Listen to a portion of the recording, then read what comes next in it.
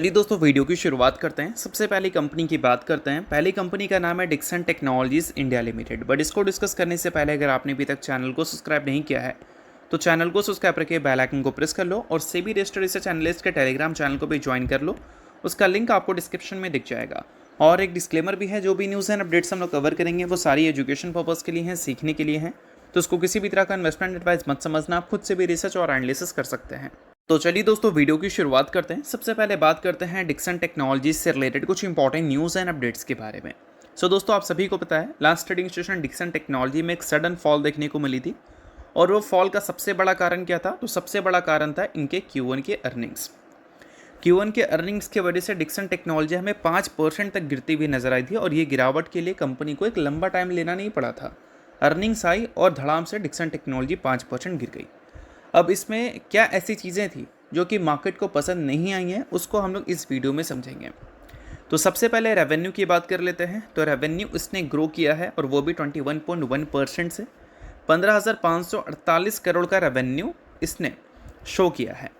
और पिछले साल से ये 21.1% से ग्रो किया है और मार्केट की एस्टिमेट थी 14,700 करोड़। एस्टिमेट से बेहतर कंपनी के रेवेन्यू हमें दिखे हैं, जो कि एक अच्छी बात है। बट जब हम बात करते हैं EBITDA की, तो पिछले साल के Q1 से ये 4.1% से हमें गिरता हुआ नजर आया है। पिछले साल 483 करोड़ का EBITDA था, इस बार 463 करोड़ ही है। और एस्टिमेट थी ऑलमोस्ट 500 करोड़ की। तो एस्टिमेट से ये नंबर कम है, तो ये एक पॉइंट है जो कि नेगेटिव बन जाती है। और साथ में अगर हम बात करें EBITDA मार्जिन की, तो पिछले साल 3.8% था, जो कि गिरकर 3% पे आ चुका है इस Q1 में। और एक्सपेक्टेशन थी 3.4% की। तो एक्सपेक्टेशन से भी कम हमें EBITDA मार्जिन्स देखने को मिले हैं और ईयर ऑन ईयर बेसिस पे भी गिरते हुए नजर आए हैं। और एट द एंड अगर हम बात करें प्रॉफिट की, तो एस्टिमेट थी लगभग 200 करोड़ समथिंग की, रिपोर्ट हुआ सीधा 663 करोड़। बट फिर भी ये नंबर एक्सपेक्टेशन से कम है। क्यों? क्योंकि कंपनी के जो अदर इनकम का कॉलम है उसमें शार्प जंप हमें देखने को मिली है। बेस क्वार्टर 1.6 करोड़ का है और इस बार सीधा 528 करोड़ आ चुका है। और ये 528 करोड़ जो कंपनी के अदर इनकम में हमें देखने को मिल रही है, मतलब टोटल अदर इनकम देखोगे तो 537 करोड़ है। बट इस बार बेस क्वार्टर से 528 करोड़ कंपनी के अदर इनकम हमें बढ़ते हुए दिखे हैं। और ये चीज़ें कंपनी के नेट प्रॉफिट को काफ़ी ज़्यादा ऊपर ले गई हैं। बट ये चीज़ें मार्केट को पसंद नहीं आई है, क्योंकि अदर इनकम को अगर कंपनी के नेट प्रॉफिट से माइनस कर दें तो फिर जो नंबर बचता है वो मार्केट एस्टिमेट से कम है। और अदर इनकम में जो मैसिव जंप देखने को मिली है, इसका सबसे बड़ा कारण पता है क्या है?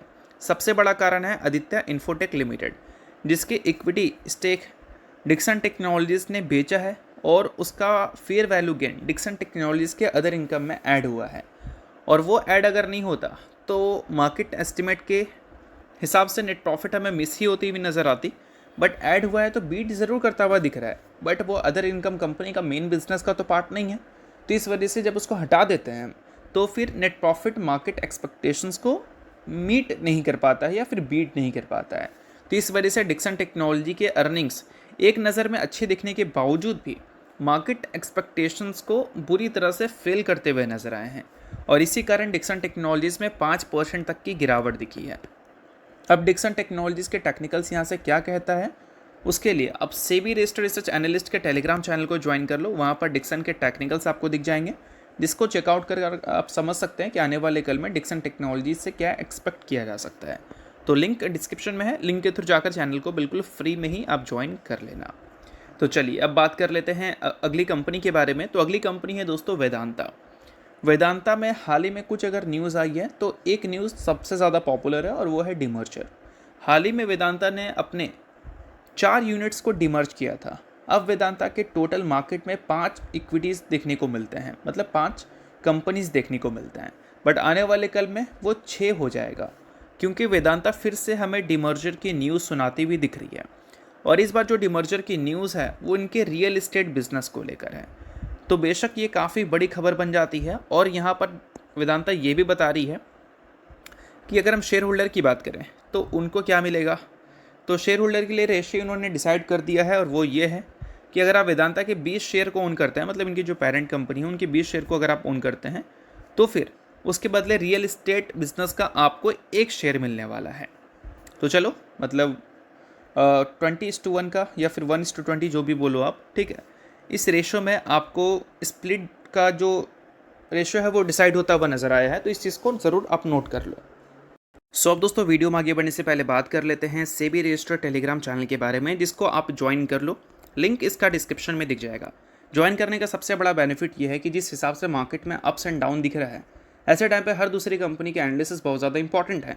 तो यहाँ पर आपको सभी कंपनी के टेक्निकल्स को एनालिसिस कर अपडेट होता हुआ देखने को मिल जाता है, जो कि हर किसी के लिए काफ़ी ज़्यादा यूज़फुल है। और इसके लिए आप चैनल को ज्वाइन कर फ्री में आप चेकआउट भी कर सकते हैं इन कंपनी के प्रॉपर टेक्निकल्स, जिससे आपको आइडिया लगेगा कि अभी इन कंपनी में क्या चल रहा है। तो without wasting any time, link description में है, लिंक की तरफ जाकर चैनल को फ्री में ज्वाइन कर लो। तो चलिए इसके अलावा बात कर लेते हैं अगली कंपनी के बारे में। तो अगली कंपनी का नाम है दोस्तों Tata power limited. Tata power की दोस्तों अगर हम बात करें तो इस कंपनी के अर्निंग्स अभी हाल ही में हमें देखने को मिले थे। अर्निंग्स को अगर आप देखोगे तो नेट प्रॉफिट हमें ईयर ऑन ईयर बेसिस पे 11% से ग्रो करती हुई नजर आई थी। रेवेन्यू 6% से हमें ग्रो करता हुआ नजर आया था। तो नंबर्स इस बार ईयर ऑन ईयर बेसिस पर हमें ग्रो करती हुई ज़रूर नजर आई है। और इस नंबर को देखने के बाद सिटी की बात करें तो उन्होंने एक काफ़ी पॉजिटिव कमेंट्री किया है टाटा पावर को लेकर, जिसमें उन्होंने 41% अपसाइड पोटेंशियल बताया है। खैर इसको ब्लाइंडली फॉलो करने की ज़रूरत नहीं है, आप इनके ये रेटिंग्स के पीछे के रीजंस को ट्रैक कर सकते हो। और रेटिंग्स के रीजंस को अगर आप ट्रैक करने लगे तो फिर आपको ऑब्वियस सी बातें चीज़ें क्लियर ज़्यादा बेहतर तरीके से होंगी। तो सिटी का कहना है कि टाटा पावर का जो कैपेक्स है वो रिमेन ऑन ट्रैक है, और जो 2027 के गाइडेंस है उसको मीट वो करती हुई नज़र आई है। तो यही सारी चीज़ों के बेसिस पे उन्होंने कुछ ऐसी कमेंट्री की है। बट सबसे अच्छी बात यह है कि इस बार कंपनी के जो नेट प्रॉफिट हैं वो हमें डबल डिजिट पे आते हुए नज़र आए हैं, और ये एक्सपेक्टेड भी था, क्योंकि जिस हिसाब से इस बार गर्मी पड़ी थी उसको देखते हुए टाटा पावर और बाकी पावर कंपनीज़ की डिमांड काफ़ी ज़्यादा हाईफाई थी। और ऐसे में अगर इसके नेट प्रॉफिट डबल डिजिट से ग्रो करते तो बिल्कुल हैरानी वाली बात नहीं होती, और सिंगल डिजिट से अगर ग्रो करते तो डेफिनेटली वो हैरानी वाली बात रहती। और यहाँ पर डबल डिजिट से ग्रो किया भी है, तो बेशक ये एक अच्छी बात है और टाटा पावर के इन्वेस्टर्स इससे खुश भी हो सकते हैं। तो चलिए अब बात कर लेते हैं अगली कंपनी के बारे में। तो अगली कंपनी का नाम है दोस्तों मुथूट फाइनेंस लिमिटेड। सो दोस्तों आप सभी को पता है मुथूट फाइनेंस का हालिया परफॉर्मेंस हमें काफ़ी ज़्यादा ख़राब दिखा है। 52 वीक हाई से 24.8% ये कंपनी हमें नीचे दिखी है। अब इसका सबसे बड़ा कारण अगर कुछ है तो वो है दोस्तों गोल्ड। अगर गोल्ड के प्राइसेस को देखोगे पीक से, तो अब तक ऑलमोस्ट हमें 20% नीचे आता हुआ दिखा है, और तब से लेकर अब तक मुथूट फाइनेंस का भी जो परफॉर्मेंस है वो हमें ख़राब ही दिखा है। देखो मुथूट फाइनेंस जो है वो गोल्ड लोन में बिजनेस करती है। गोल्ड का प्राइस जितना ज़्यादा बढ़ेगा उतना ज़्यादा मुथूट फाइनेंस अच्छा बिजनेस करेगी। अब पिछले एक साल का ही रिकॉर्ड देखोगे ना, तो पिछले एक साल में मुथूट फाइनेंस के जो रेवेन्यू है वो 54% से ग्रो किए हैं, और प्रॉफिट कितना, लगभग 100% से। तो इतनी तेज़ी कंपनी के अर्निंग्स में क्यों दिखी है? क्योंकि गोल्ड का प्राइस काफ़ी ज़्यादा बढ़ा है, और गोल्ड का प्राइस जैसे ही करेक्ट होना शुरू हुआ तो मुथूट फाइनेंस के शेयर में भी गिरावट होना शुरू हुई। क्यों? क्योंकि एक्सपेक्टेड है कि आने वाले कल में उस पेस पे हो सकता है कि कंपनी अपने अर्निंग्स को ग्रो नहीं कर पाएगी जिस पेस पे ग्रो किया करती थी। तो ये चीज़ें मार्केट में थोड़े से प्राइस्ड इन हो रहे हैं। बट आज के दिन मुथूट फाइनेंस थोड़ा सा फैसला दिखाने वाली है कि आने वाले कल में उसका परफॉर्मेंस कैसा रहेगा, और वो फैसला होगा इसके क्वार्टरली रिजल्ट के बेसिस पे, जो कि आज के दिन हमें देखने को मिलने वाले हैं। तो आज के दिन जो रिज़ल्ट हमें दिखेगा वो रिज़ल्ट अगर मार्केट के एस्टिमेट से बेहतर दिखते हैं तो फिर चीज़ें कोई दिक्कत वाली बात नहीं है, बट एस्टिमेट्स अगर ख़राब दिखते हैं तो फिर चीज़ें डिसअपॉइंटिंग भी हो सकती हैं। लाइक कंपनी के गाइडेंस अगर आने वाले कल को लेकर चेंज हो गए तो फिर चीज़ें थोड़ी सी अलग हो सकती हैं। बाकी अर्निंग्स को अगर अच्छे दिखाने हैं तो पिछले कुछ क्वार्टर से जो कंटिन्यू कंपनी के जो ईयर ऑन ईयर बेसिस पे सेल्स ग्रोथ है वो लगातार बढ़ती हुई दिख रही है, और उसी पेस को कंपनी ने इस बार भी सस्टेन किया। लाइक पिछले क्वार्टर में 65% की ग्रोथ थी ना, इस बार का 70% से ज़्यादा की ग्रोथ ये दिखा दें तो फिर चीज़ें बहुत अच्छी हैं, और लगातार ईयर ऑन ईयर बेसिस के ग्रोथ बढ़ रहे हैं, और वो अगर घटना शुरू हो गए तो फिर मार्केट जो उम्मीद कर रही थी कि कंपनी के अर्निंग्स फ्यूचर में उस पेस पे ग्रो नहीं कर पाएंगे, उसी चीज़ को देखकर प्राइस इन हो रही थी ना ये शेयर, तो वो चीज़ें एज इट इज़ कंटिन्यू भी रह सकती है और बड़ी गिरावट भी हो सकती है। तो ये चीज़ों पे आपको ध्यान रखनी है। बाकी किसी भी तरह का रिकमेंडेशन मैं आपको नहीं दे रहा हूँ, सभी चीज़ें सिर्फ और सिर्फ एजुकेशन पर्पज़ के लिए हैं। तो होप करता हूँ दोस्तों ये वीडियो आपको अच्छा लगा होगा, और इंशाल्लाह लाइक कीजिए, पहली बार सब्सक्राइब कीजिए। देने के लिए बहुत बहुत शुक्रिया।